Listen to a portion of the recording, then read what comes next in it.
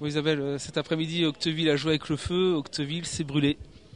Ouais, tout à fait, je crois que c'est l'expression. Effectivement, on a le match en main.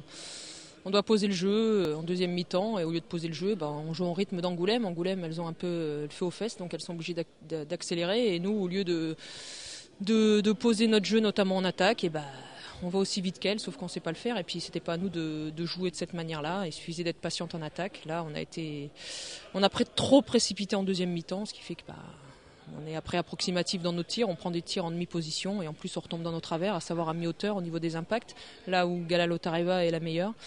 Donc derrière, on leur donne le bâton pour se faire taper dessus. C'est plus 4 à la mi-temps, plus 6 à la 35e minute de jeu.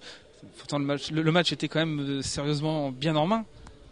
Ah oui, non, mais on avait le match en main. Après, on fait des fautes de main qui ne doivent pas arriver, 3-4 balles qu'on redonne à l'adversaire, qui les remettent dedans.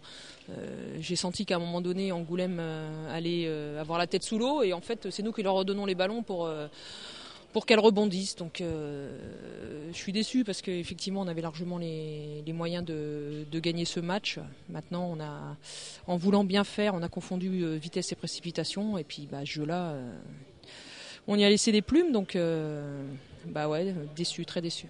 Des regrets, d'autant qu'en face, ça semblait quand même largement prenable. Ouais, c'est ce que je te dis, c'était prenable. Et puis je pense qu'on avait appliqué à la lettre le jeu en attaque en première mi-temps.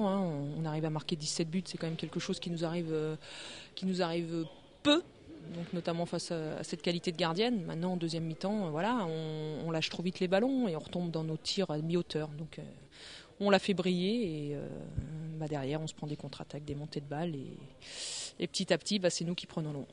On parle souvent en cas de défaite d'un match oublié. Là, il y a peut-être justement des leçons à en tirer. Oui, je crois qu'il y a des leçons à en tirer, à savoir qu'un match n'est jamais gagné et qu'il faut jouer jusqu'au bout. Donc on a manqué énormément de jeux sans ballon, je trouve, au niveau de la base arrière.